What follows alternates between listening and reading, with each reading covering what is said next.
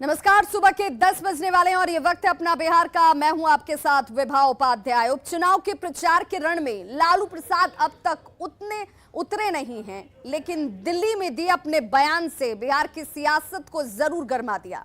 कांग्रेस अब खुलकर आरजेडी के विरोध में उतर चुकी है, पोस्टर वार के जरिए निशाना साध रही है, लेकिन इन सब के बीच कांग्रेस कंफ्यूज है।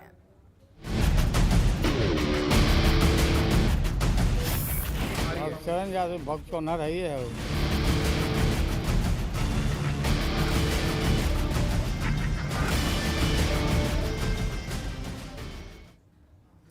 25 अक्टूबर की तारीख लालू प्रसाद पटना पहुंचे और पटना आने से पहले दिल्ली में बिहार कांग्रेस प्रभारी भक्त चरण दास पर अपमानजनक बयान दिया था और लालू के इस बयान के बाद कांग्रेस आक्रामक हो गई। पटना में पोस्टर के जरिए कांग्रेस ने आरजेडी और लालू पर वार किया है। दलित अपमान की बात कहते हुए पोस्टर में यह लिखा गया है कि दलित के अपमान का बदला लेगा कुशेश्वर स्थान। लेकिन इस पोस्टर में कांग्रेस पूरी तरह से कंफ्यूज नजर आ रही है, क्योंकि कुशेश्वर स्थान उपचुनाव में साथ देने वाले नेताओं की तस्वीर में तेज प्रताप यादव को भी जगह दी गई है। वो भी तब जब 23 से लेकर 25 अक्टूबर के बीच तेज प्रताप यादव ने कांग्रेस को अपने ट्वीट के जरिए लताड़ लगाई है। कन्हैया कुमार को निशाने पर लेते हुए 25 अक्टूबर को पिता से मुलाकात के बाद तेज प्रताप यादव ने ट्वीट किया था, और वो ट्वीट क्या था? भारत तेरे टुकड़े होंगे कहने वाले लोग आज लोगों को देशभक्ति समझा रहे हैं। जिनकी फोटो बीजेपी के पोस्टर के साथ वायरल होती है, उन्हें भी कांग्रेस ज्वाइन कराती है। कांग्रेस के नाम पर छल करने वाले लोग गांधीवाद का पाठ पढ़ाते हैं। या तो सुधर जाइए, नहीं तो जनता अपने वोट के जरिए सुधार देगी। ये वो ट्वीट है जो तेज प्रताप की तरफ से कांग्रेस पर वार करते हुए किया गया। वहीं 23 अक्टूबर को भी तेज प्रताप ने ट्वीट किया, और ट्वीट में क्या लिखा जरा उस पर भी नजर दौड़ाइए। जब से आए हो अक्कड़ बक्कड़ कुछ बोलते जा रहे हो, गैंग वाले थे अब नेता बनने का शौक पाले हो। याद रखो कि अगर लालू यादव जी ना होते तो शायद तुम भी ना होते।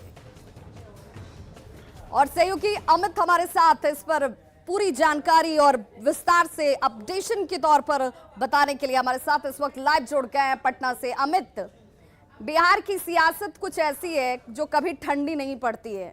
कभी लालू, कभी नीतीश, कभी तेज प्रताप, तो कभी तेजस्वी। इस वक्त इस उपचुनाव ने ये जाहिर कर दिया कि सियासत में कोई स्थायी दोस्त भी नहीं, कोई दुश्मन भी नहीं।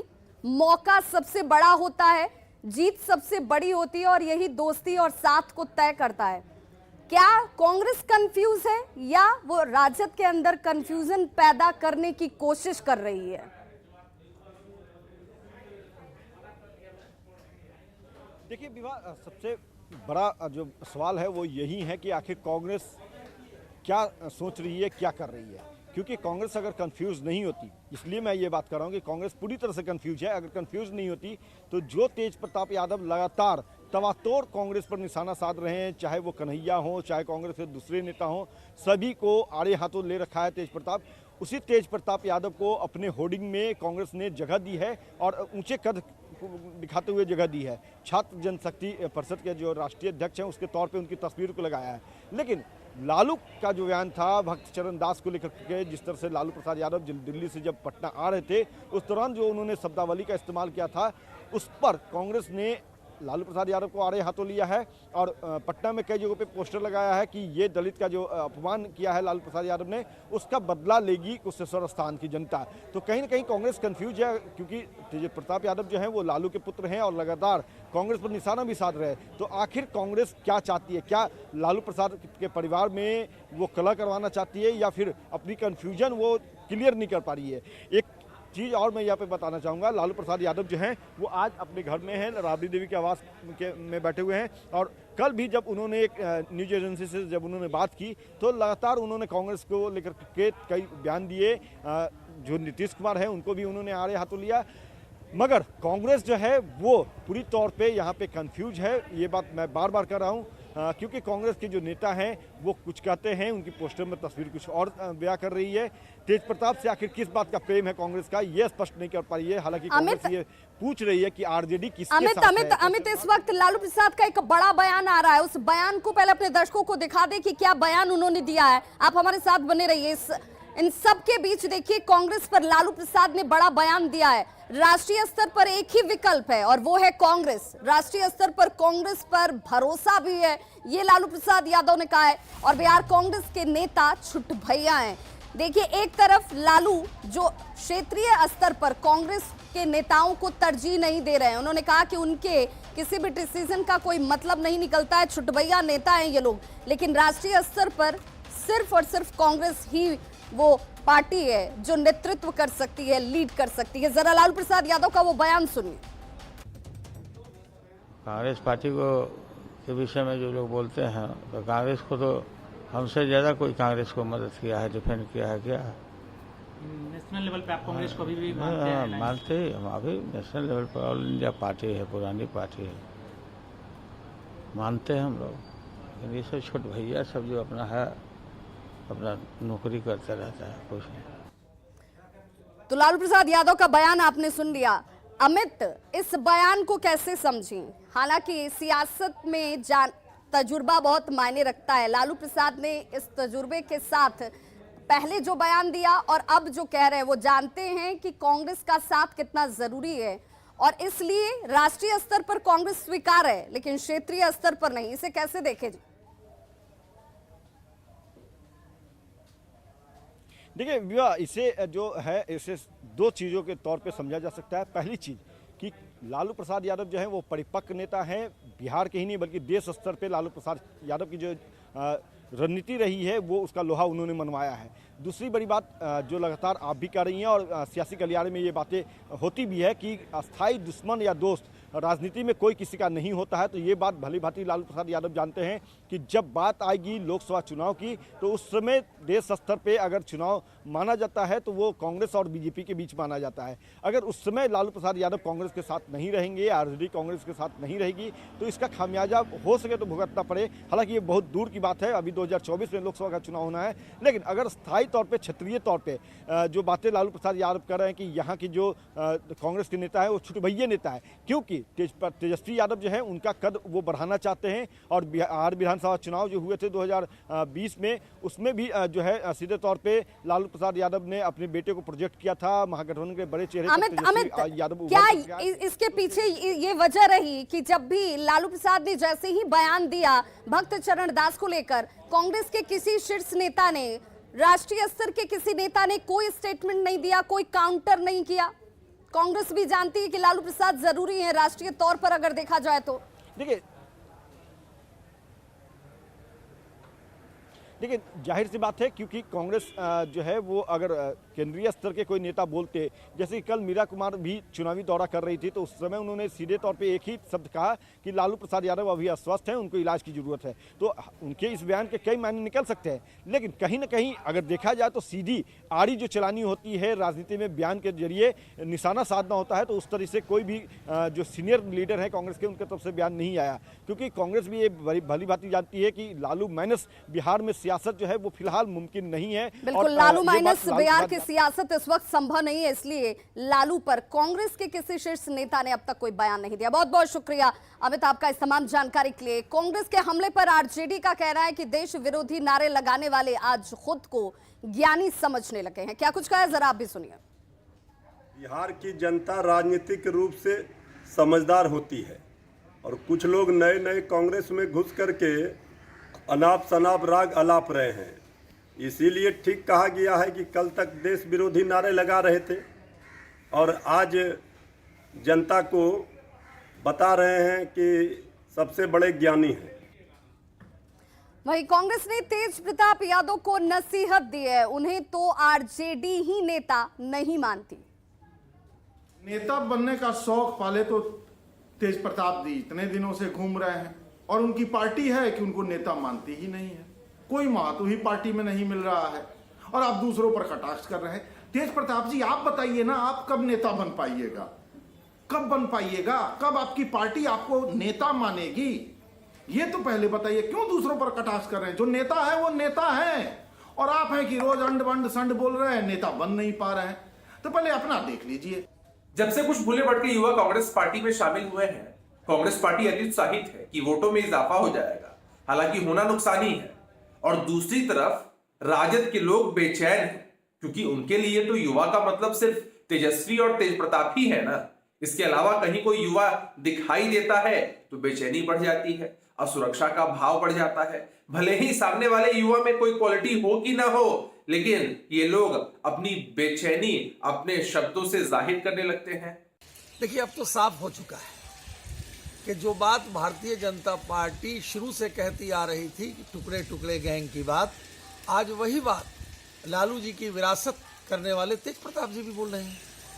और अब तो वही बात हुई ना कि हम आह भी करते हैं तो हो जाते हैं बदनाम, और वो कत्ल भी करते हैं तो चर्चा नहीं होती। बिहार कांग्रेस प्रभारी भक्त चरण दास ने लालू प्रसाद के निजी हमले पर जवाब दिया है। उन्होंने कहा कि लालू ने जो शब्द का इस्तेमाल किया वो उनके संस्कार में नहीं है। कांग्रेस किसी की गुलाम नहीं है और चुनाव में कांग्रेस उनको जवाब देगी। भक्त चरण दास से बातचीत की न्यूज़ 18 संवाददाता रवि एस नारायण ने। लालू प्रसाद यादव आते आते ही सबसे पहले आप पे ही हमला बोले, कई सारे अलंकृत शब्द भी लगाए हैं। देखिए, मेरा जो राजनीतिक जीवन है, हम मुद्दे पर राजनीति करते हैं। कोई हमारे ऊपर हमला करे तो हम उनको आदर करते हैं। हमारी संस्कार नहीं है कांग्रेस पार्टी का कि गांधी परिवार से हमने वो संस्कार नहीं सीखा कि हम हमलावर को उसी तरह के उन्हीं के लैंग्वेज में जवाब दें। कहा जा रहा है कि ये इस नतीजा के बाद फिर से कांग्रेस और आरजेडी एक ही रहेगी।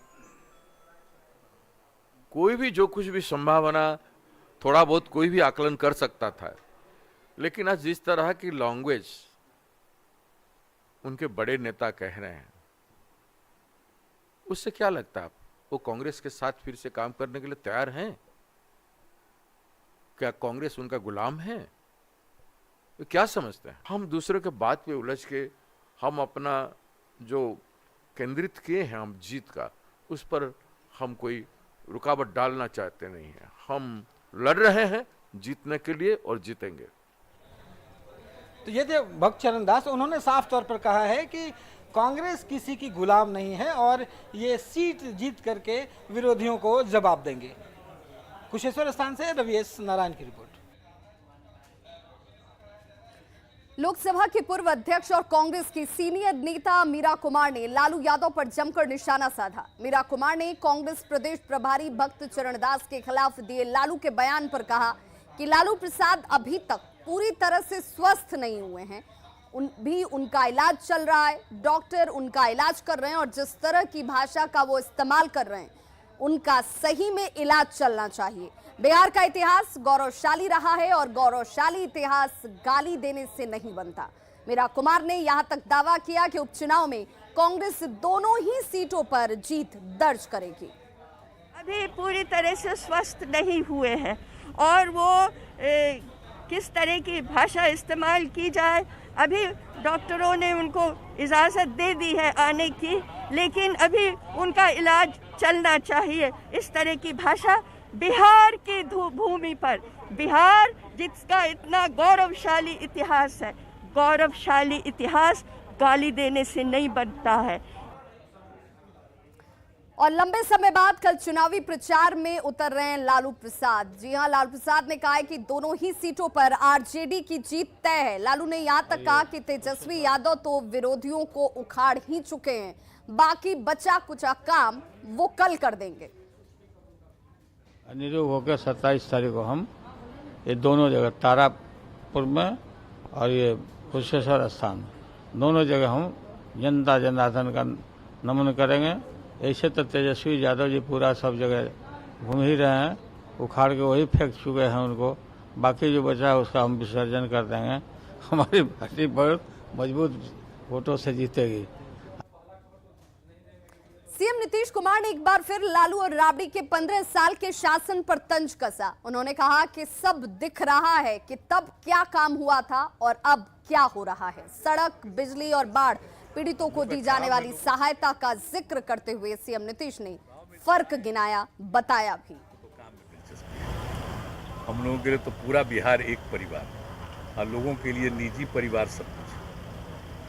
तो हम लोगों का तो और बहुत बड़ा फर्क है ना, तो इसलिए इन लोगों पर सिर्फ प्रतिक्रिया व्यक्त करना, बयान देना, बोलना, पब्लिसिटी लेना, इन सब में एक पार्टी है बिहार में सिर्फ आपको हराने के लिए चुनाव लड़ रही है, कह रही है कि जाने बिहार दीजिए, लड़े खूब लड़े, पिछले बार भी आपके खिलाफ जो एजेंडा भी चला। उद्देश्य है उस उद्देश्य को पूरा करने के लिए खूब लगे रहे।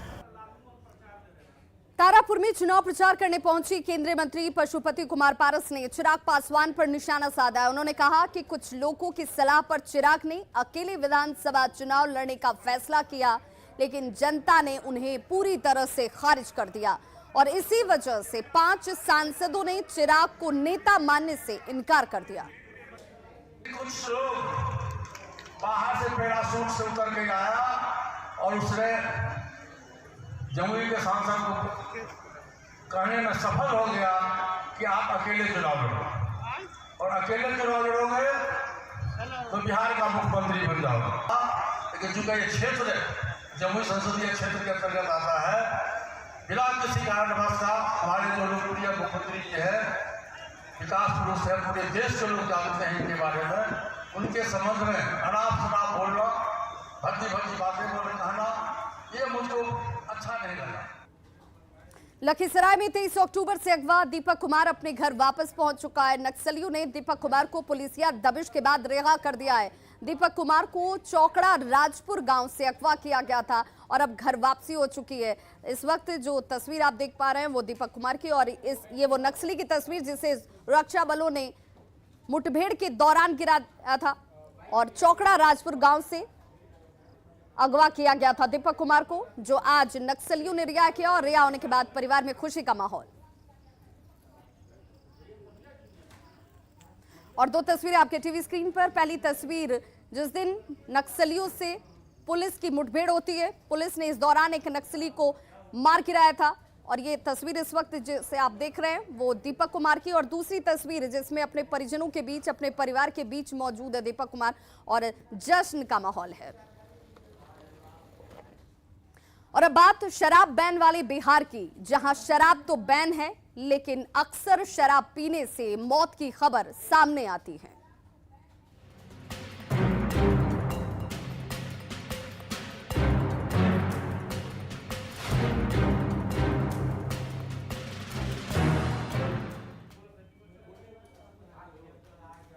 और सिवान से बड़ी खबर, जहां पर संदिग्ध परिस्थितियों में मरने वालों की संख्या बढ़कर अब 5 पहुंच चुकी है। शराब पीने से मौत की आशंका जाहिर की जा रही है। परिजनों की तरफ से लगातार यह आशंका जाहिर की जाती हुई कि शराब पीने की वजह से ही इन लोगों की मौत हुई है। गुटनी प्रखंड के बिल्लौर और बिलौरी गांव का यह मामला है। डीएम ने इसके लिए जांच टीम का गठन कर दिया है और ये टीम गांव में पहुंचकर जांच में जुट चुकी है। पोस्टमार्टम रिपोर्ट का हालांकि इंतजार किया जा रहा है। मौत के पीछे की सही वजहों को जानने के लिए पोस्टमार्टम रिपोर्ट का इंतजार किया जाता हुआ पुलिस की तरफ से। सृजन घोटाले में ईडी ने बड़ी कार्रवाई की है। भागलपुर की तत्कालीन एटीएम जयश्री ठाकुर और उनके परिवार की संपत्ति को ईडी ने अटैच कर दिया है, जिसकी कीमत तकरीबन 6 करोड़ 85 लाख रुपए बताई जा रही है।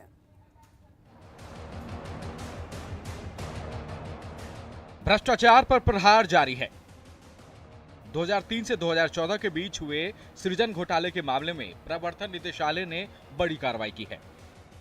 ईडी ने आय से अधिक संपत्ति के मामले में कार्रवाई करते हुए भागलपुर की तत्कालीन एडीएम जयश्री ठाकुर और उनके परिवार की संपत्ति अटैच की है। ईडी ने जयश्री ठाकुर की 6 करोड़ 85 लाख की संपत्ति अटैच की है। ये संपत्ति जयश्री ठाकुर और उनके परिवार की है। अटैच की गई संपत्ति में जयश्री ठाकुर के 15 प्लॉट हैं, 1.53 करोड़ रुपए से अधिक के फ्लैट हैं, 42 बैंक खातों में जमा 5 करोड़ 5 लाख 2,511 रुपए और जयश्री ठाकुर और उनके परिवार की 15 बीमा पॉलिसी शामिल है। दरअसल साल 2003 से 2014 के बीच करीब 1,000 करोड़ रुपए से अधिक का सृजन घोटाला हुआ था। अगस्त 2017 में इस घोटाले का खुलासा हुआ। इस मामले में तत्कालीन एडीएम जयश्री ठाकुर के नाम सामने आने के बाद बिहार सरकार ने उन्हें बर्खास्त कर दिया था और 2013 में आर्थिक अपराध शाखा यानी ईओयू ने जयश्री ठाकुर के खिलाफ आय से अधिक संपत्ति का मामला दर्ज किया था। साथ ही उनके ठिकानों पर छापेमारी भी की थी। जांच के दौरान ईओयू को यह पता चला था कि ठाकुर ने सरकार को दी गई जानकारी में भी संपत्ति की असलियत छिपाई थी।